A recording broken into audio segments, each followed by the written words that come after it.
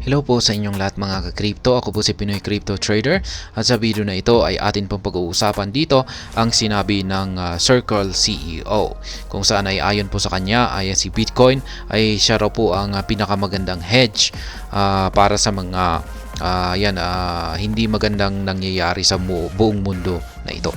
Sabi niya rito, the world going to hell. Ibig pong sabihin niya rito ay yung hindi po magandang nangyayari sa ekonomiya ng lahat ng mga bansa dito sa buong mundo.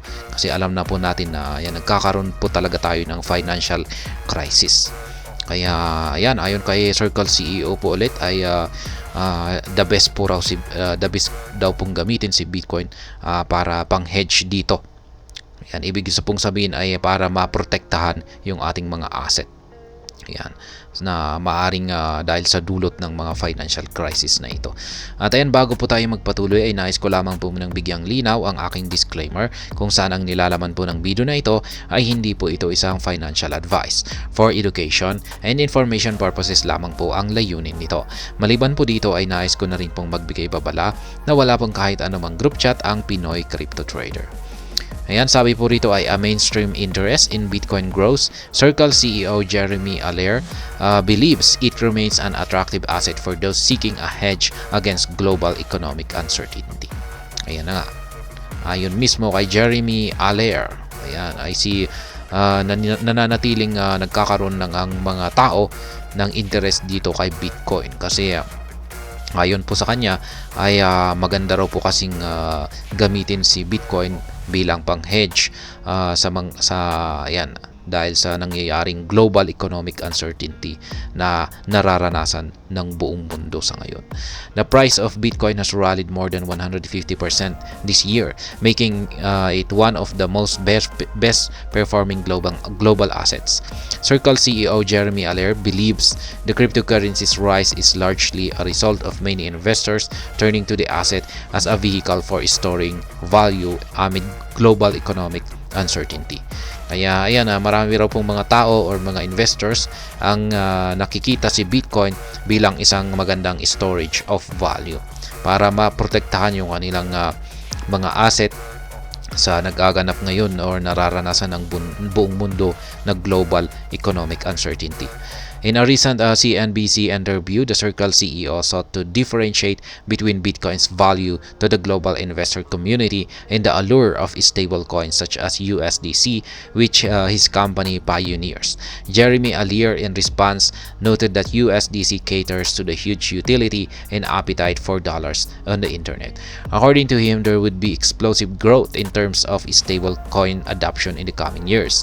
However, their success would not impede the demand for BTC, which serves as a different use case. Maliban daw po rito, ayon po kay Jeremy Allaire ay sasabog na rin daw po ang mga stable coins dito sa paparating na mga sunod na mga taon. Jeremy Allaire noted that Bitcoin is more attractive to people who want a currency to or store of value hedge against the world going to hell. Mas pinipili daw po ng maraming tao si Bitcoin bilang storage of value. Bilang pang hedge sa nagaganap ngayon na alam naman po natin ngayon na talagang yung ating mundo ay talagang nakakaranas ng taghirap na po ngayon. In an earlier part of the interview, the Circle CEO also explained why Bitcoin is an exciting addition to an investment portfolio and has already garnered support from major players in the traditional financial world. Is Cox CNBC. Bitcoin ideal in a complex investment environment. Explaining Bitcoin's appeal, the Circle CEO noted that BTC is a risk hedge asset in the minds of its many holders globally. He admitted that it could be correlated or uncorrelated with available money supply, noting that it doesn't fit every box clearly. Jeremy Allaire alluded to recent favorable comments about BTC by multi-billionaire hedge fund manager Ray Dalio and BlackRock CEO Larry Fink. They believe that in a complex geopolitical and complex macroeconomic environment, this is an asset people should have exposure to, the Circle CEO said in agreement. Kaya siya ay naniniwala na rin. Yan yung mga pumabor na rin po si Jeremy Allaire. Yan dito sa mga sinabi ng mga BTC multi-millionaire na sina Ray Dalio at saka ang BlackRock CEO na si Larry Fink. Yan na ang na mas maganda raw po na magkaroon ng exposure ang mga tao dito kay Bitcoin. Ayan. Sa ngayong dahil sa ngayong may nagaganap na mga geopolitical issues at saka mga complex macroeconomic environment. Kaya yan ang sumang-ayon po dyan ang CEO ng Circle na si Jeremy Allaire. Overall, Bitcoin has had a year to remember, surging above $40,000 for the first time in more than a year.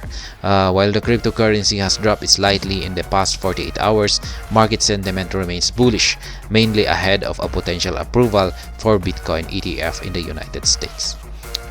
Ayan, maski bagyang bumagsak si Bitcoin ay nananatiling bullish daw pa rin po ito dahil sa papalapit na approval ng spot Bitcoin ETF. Kaya ayan pong muli ang sinabi ng Circle ng CEO na si Jeremy Allaire. Ayan, maganda raw po si Bitcoin na gamiting pang hedge.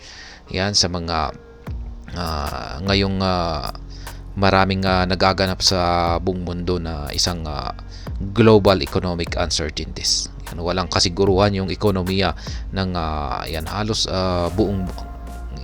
lahat ng mga bansa dito sa buong mundo. At ayan, hanggang dito na lamang po tayo sa video na ito. Sana po ay inyong nagustuhan ang aking paliwanag dito. Kung inyo po itong nagustuhan ay pakiclick lamang po ang like button nito. Para naman po sa mga bago lamang dito, kayo po ay aking inaanyayahan para mag-subscribe. Pakiclick na rin po ang bell icon nito dahil ito po ang siyang magsisilbing notification nito sa mga bago kong videos na akin pong ina-upload sa aking YouTube channel na ito.